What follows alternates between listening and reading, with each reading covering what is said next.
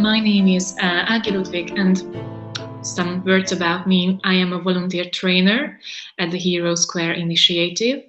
And just to introduce this initiative a little bit, I think it's best to say that what we work for, we really work for a country where it is a social, a natural norm to accept and support each other. I know that this is a very ambitious goal. What we think, though, is that in order to reach this goal, what people need to do is to really believe in themselves, believe that they can develop themselves, develop their skills, their abilities, because they are not fixed and they are not carved in stone. So this notion, what I just mentioned, is one of the main topics that we bring to schools for students, both for their teachers as well, in order to make a difference for all of us. And also, I believe that we are going to have a graphic facilitator today. So in advance, thank you very much for Katamati, who is going to graphically facilitate this presentation. And today, as it was already mentioned at the Global Chess Festival, our topic is the art of feedback, how to praise effectively. We will explore together how this concept relates to supporting and developing ourselves, what I mentioned, and also each other, and how this concept can be utilized in chess as well. So that's also an important part of today's presentation. Okay, so let's jump in and let's start with a quick question for all of you. I'm not sure where I will be able to see your answers, but what I would like to do, I would like to pop up a question. Yeah, exactly, there it is. The question is, if you are a parent, have you ever heard your kid say the following sentences? The following sentences are, for example, I am lame. The child comes home from school and gets a bad grade, let's say, and says, I'm lame for math. I cannot do it. I'm too stupid for this, or I'm too stupid for literature. I'm too stupid to learn English or German or any languages. I don't have the talent for that. Or this is how I am. That's it. I can't do any better. This is never gonna work for me. Or maybe does he or she say that pointing to someone else, it's much easier for them because he or she is much smarter, or she is much more talented than me. So I've just listed a couple of sentences. I'm lame, I'm too stupid, I don't have the talent, it's never gonna work for me. Very similar sentences. Have you ever heard any of these? Just think about that. And I can see that many of you voted, that you have seen it often, sometimes, that was the winning one, or some of you even never. And that's great. But many of you mentioned that this is kind of regularly coming back. So let's build on that and let's move on a little bit, thinking about this concept. Can you recall yourself in these situations? What do you usually say to them in these cases? Do we have a chat where answers can be put so that I can see what others are submitting? I'm just asking. It would be great to see your answers. Is there any way that I can see that?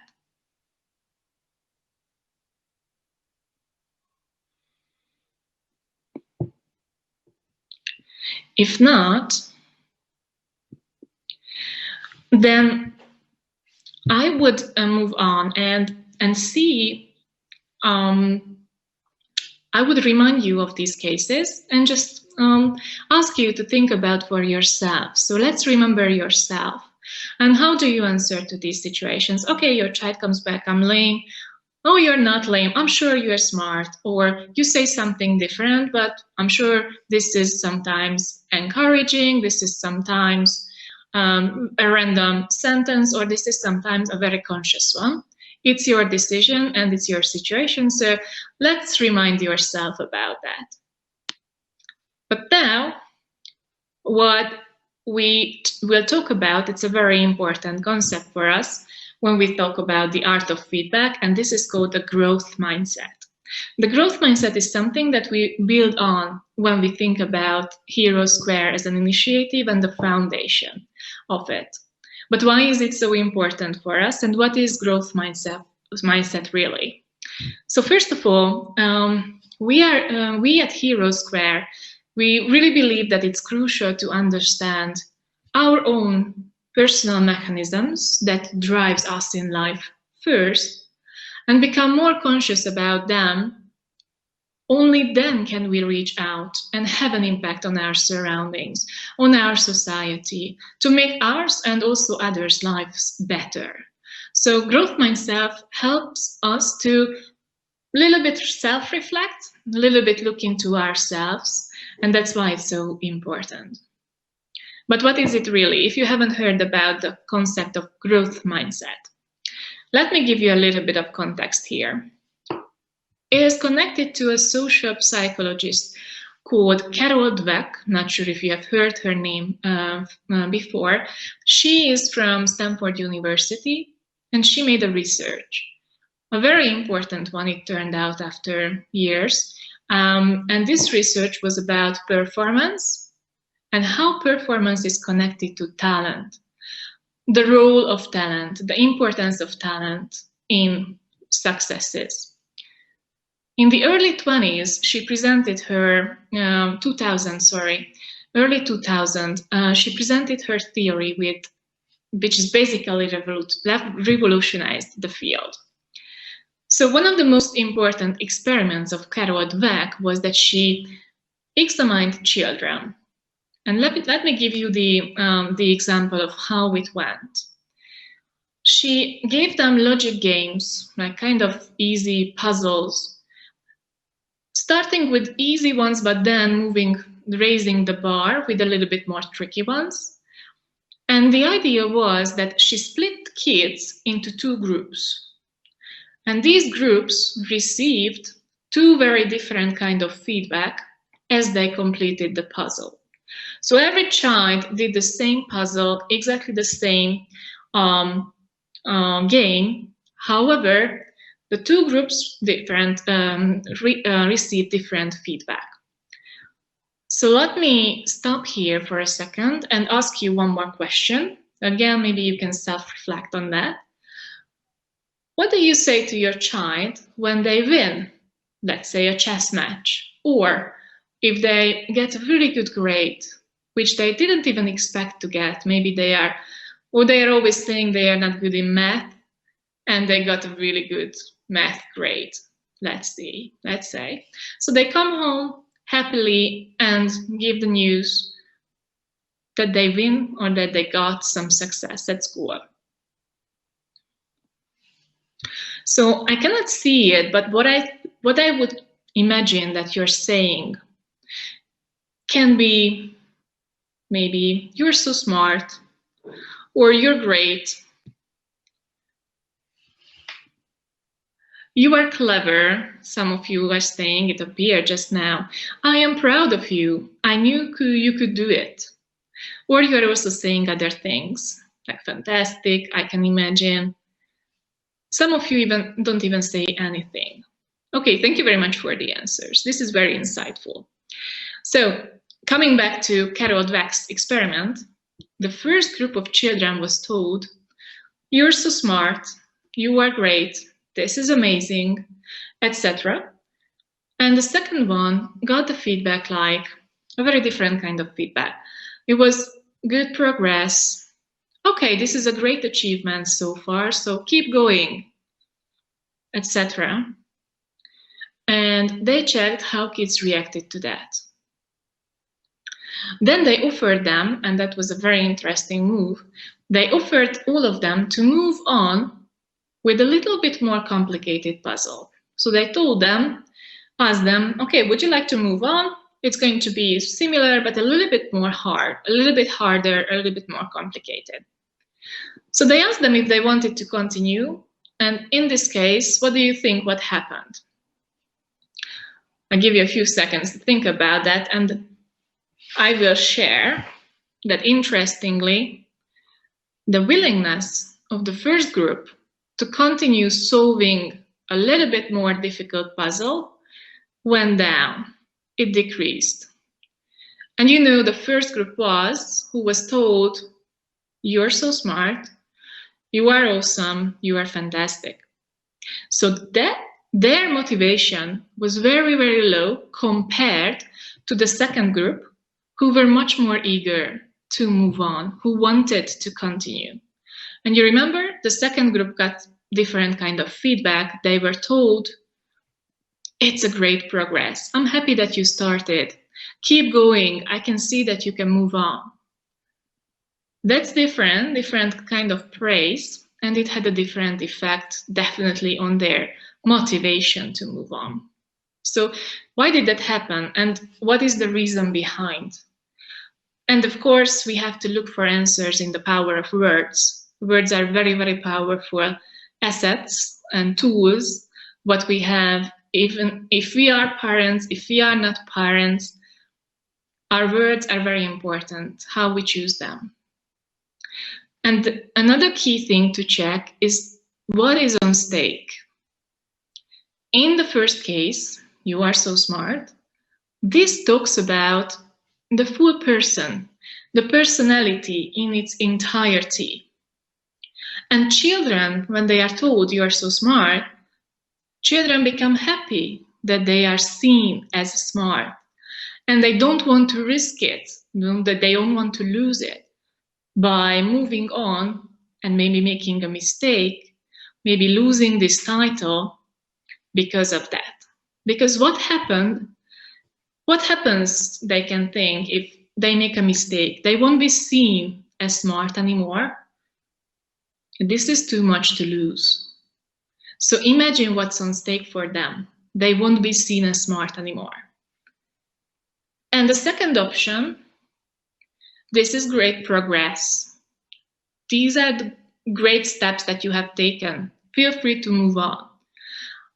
The second option only talks about the action, one slice of the behavior, where there is much less at risk. If they make a mistake, they won't lose their previous successes. Previous successes are there for them. They are granted. Only that certain action, which they just did, maybe wasn't successful this time, but their own smartness, their own personality is not questioned, and they don't have anything to lose. So, coming back to the concept of growth mindset, whether someone's way of thinking is growing or fixed, which we can also say development or skills focused, it determines how much effort they put in to succeed in a situation, how much effort they dare to put in a situation, and also how they relate to failure, how they think about mistakes, making mistakes. Are they brave enough to go ahead and maybe make a mistake? Why is it important, and why am I talking about this? Is because by giving the right type of feedback, by praising them in an effective way, we can help kids to develop themselves a growth mindset, which will help them a lot later on in situations in life, in chess, in school, in wherever. It will give them tools to cope with difficult situations, to deal with challenges, to deal with criticism, because they will receive, and to deal with others' successes as well. Other successes can also be very threatening sometimes if you think about it. Oh my God, I lost the game, but there was my friend or this other girl in class or this other boy, and they were so successful, and they always are, and they always win. So how do we relate to that? That's also hard to cope with and can be demotivating sometimes. So without explaining this whole concept of growth mindset to our kids, we can still help them to have it, to develop it for themselves with our feedback, with how we are giving feedback. Because the good news is that growth mindset is not something that we are born with or born without. This can be developed. This can be worked on, and we can implement it or make it or internalize it for ourselves. So let me talk about you. So what can you do? What's the best to do? And the best you can do is, if I would like to give you some examples, is to give a growth mindset type of feedback, which is focusing on the effort. If you noticed previously when I was talking about the two groups of children, the second group received the feedback which was about what they did, about the situation and their behavior in it. So they reached, they made some progress, they put in some effort, and then they received some encouragement about their progress, and they were encouraged to move on. That's great progress. Move on. I can see that you have made a good progress in your job. So that's really focusing on the effort itself. And that's the most important thing, to focus on the effort, the action, and the actual behavior, what you can see, and not talking about the whole personality. Okay, so would you like to give it a try? I give you again a few seconds to think about some examples that you would think would be a growth mindset feedback. So next time when you would like to give a praise to your child, to your friend, what would you say? I'll give you a few seconds to think about that.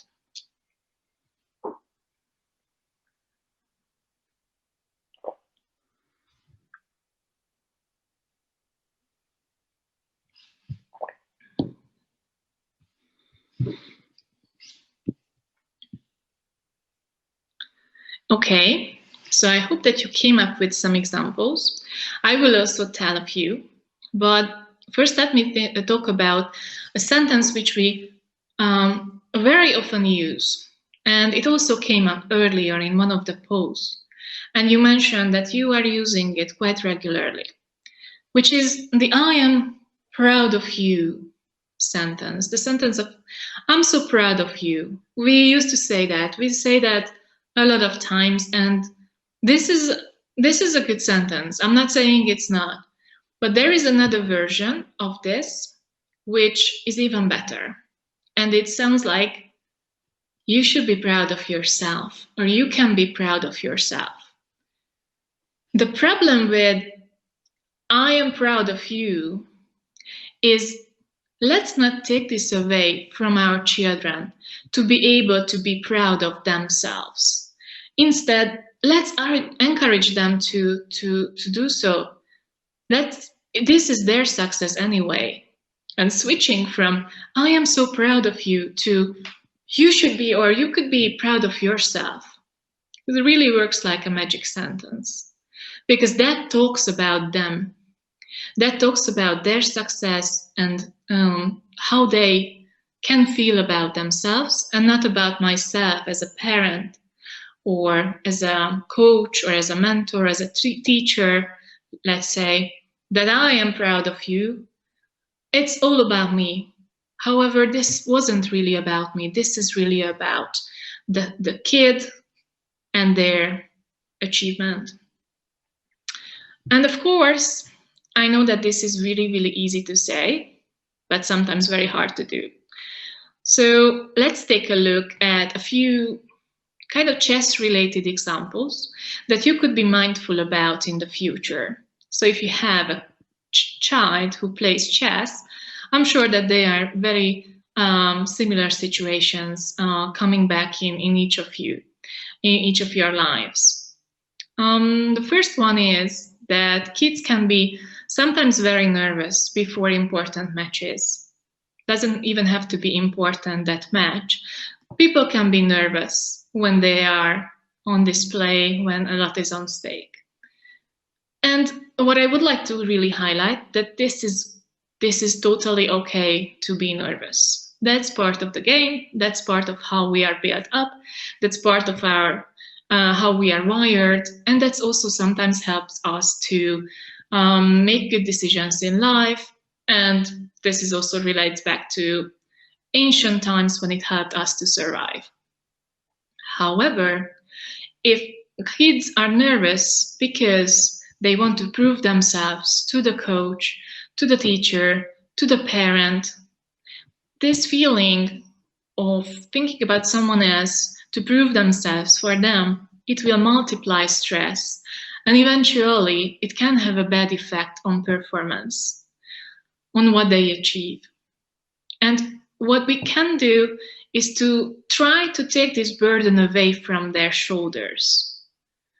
Try to help them release this additional stress, which is only making life more complicated. They have stress totally enough. Let's not put extra stress on them. But how can we do that? We can be helpful for them to be okay with mistakes, to make them feel that mistakes are also totally fine. And it's okay to make mistakes, because they will make mistakes for sure. This is part of our lives. This is part of how we learn. And there is also an entire presentation on that today, from my colleague at Hero Square. But the most important thing is that chess teaches kids to learn from a lost match, to understand those mistakes, to deep dive a little bit into them and understand how they can actually get the best out of that mistake. How can they make it part of the learning path, the learning process. And next time, maybe they won't make that mistake again. Maybe they will make another one, which is again totally fine, but they won't do this one. And that thing, this approach, helps them to develop growth mindset. And as they embrace this learning, this is how growth mindset works. Understanding that, yes, this was a mistake, but it helps me to move on and helps me to be better next time. And if not, that's totally fine as well. Maybe I have to practice a bit more. But this is really the way to grow our skills and be better next time anyway. So many times, and I already mentioned this, kids can be stressed or demotivated by others' successes too. So as I mentioned, they see someone who's always winning, or they see someone who they always compare themselves with, and that's stressful. Other successes can cause a lot of fear and stress as well. Am I really at the right place? Am I good enough to play chess or to do this or that in life? Because others are so much better.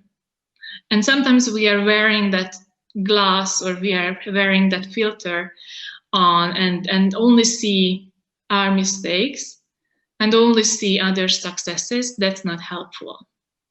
So here we can also, to help our kids in this situation, what we can do is to ask the question again, all right, so this happened. What can we learn from it? Or what can you learn from it? We can help our children to look at the journey to success instead. So what did this person do? What was the path, where he or she is coming from? And what did they do to be successful instead? What was put in as an effort by that person in order to succeed? Maybe that journey, maybe that path could be an inspiration for us too. Maybe it can help them to understand that this is not happening by a minute, but that there's a lot of building blocks, and there's a long journey behind if you would like to make a successful move. And because not everyone was born with a talented personality on chess. So maybe it can inspire us. And let's take the silver lining out of the situation. All right, so I still have a couple of time left, but this was the main message. I wanted to summarize with a few words. First of all, again, thank you very much for the amazing facilitation in graphics that I can see on the screen. This is beautiful. So I hope that you can take away some really good messages from today. And I hope that you can implement it next time when you are faced with one of the situations that I mentioned. There are also really good books on this topic if you are interested. So I mentioned Carol Dweck's name. She was the one who came up with this concept. There's a very good book under her name which talks about this experiment as well, and also give you more examples and more cases or situations where this can be implemented.